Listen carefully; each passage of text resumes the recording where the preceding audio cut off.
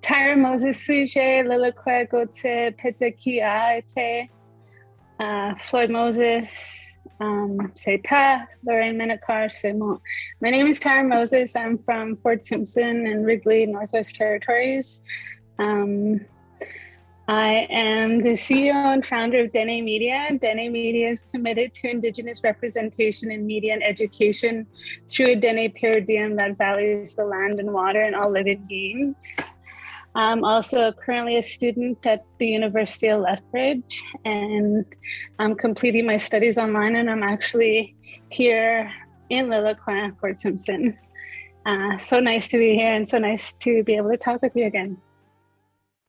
Right. So exactly, I had to take a second to think what does digital literacy to me?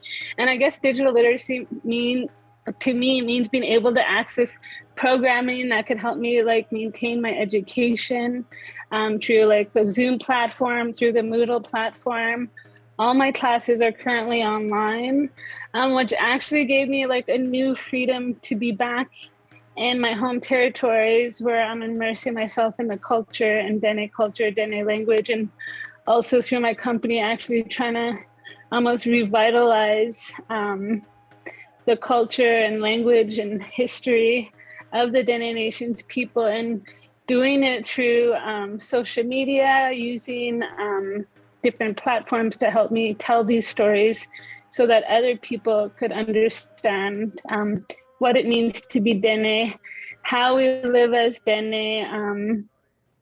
And I just think it's so beautiful, our connection to the land and the water. And this year, having a digital connection has been so important to me recently, especially through COVID, since COVID. I mean, I've been doing my studies online since COVID hit, and I'm still online. I actually stayed online so that I could stay up north.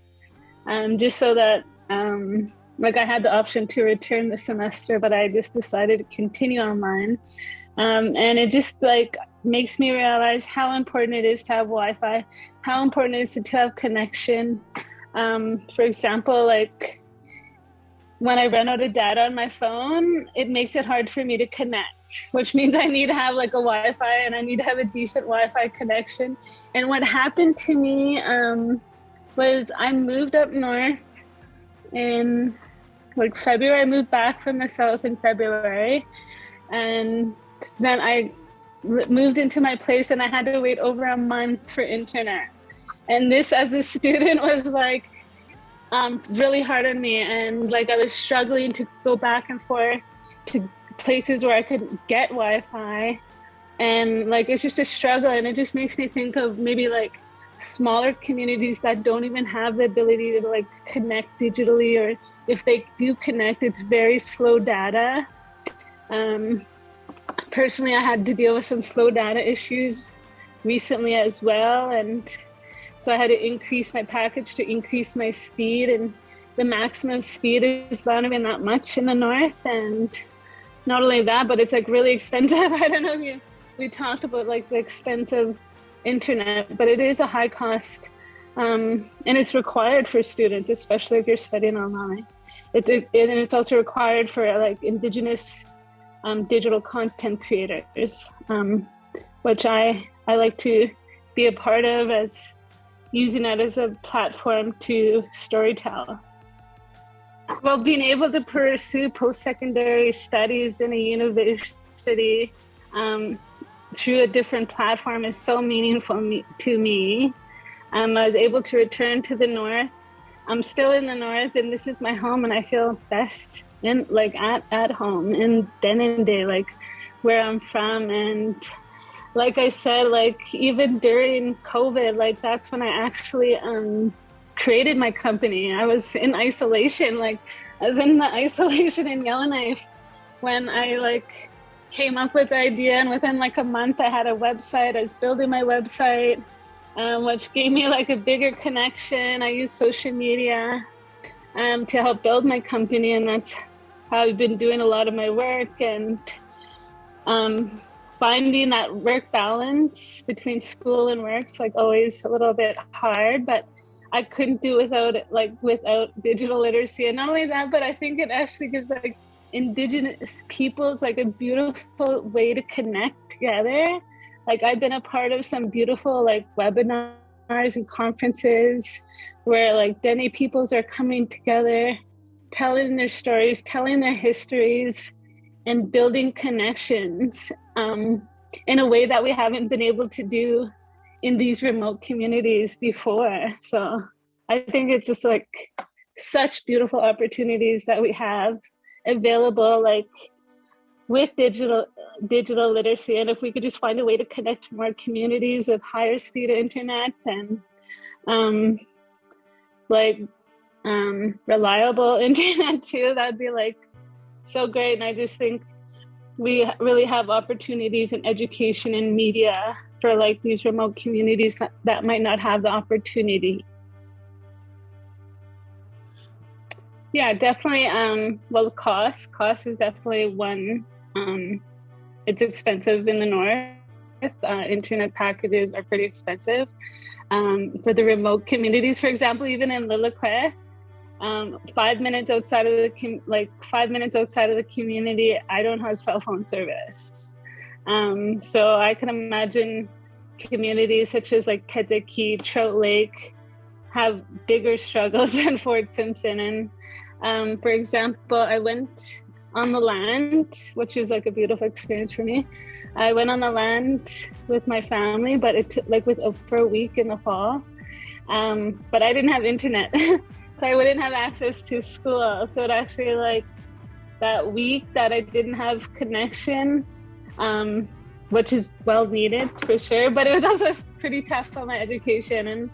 And I imagine like some places you can't even like really even see a picture when you're connected. Like there's been a couple times when I've been on Zoom and I've been using like my phone data and I haven't been able to properly connect. So I missed some of the lectures, which is unfortunate. And I think we really need to start thinking about the smaller remote communities and making internet available, reliable, affordable. That way people in the communities have access to opportunities that they might not have otherwise have access. For example, like education, now post-secondary. I mean, I'll be getting a university degree from the University of Lethbridge, which is like a highly rated school, and I'm still able to do it from home. And so I think that's a beautiful thing because it's not removing me from the culture language. It's, in fact, I'm still immersing myself in culture and language while I'm attending school, while I'm learning new ways of knowing. And also through schooling, I've had the opportunities to even learn more about video editing and programs that helped me in my own business and helped me,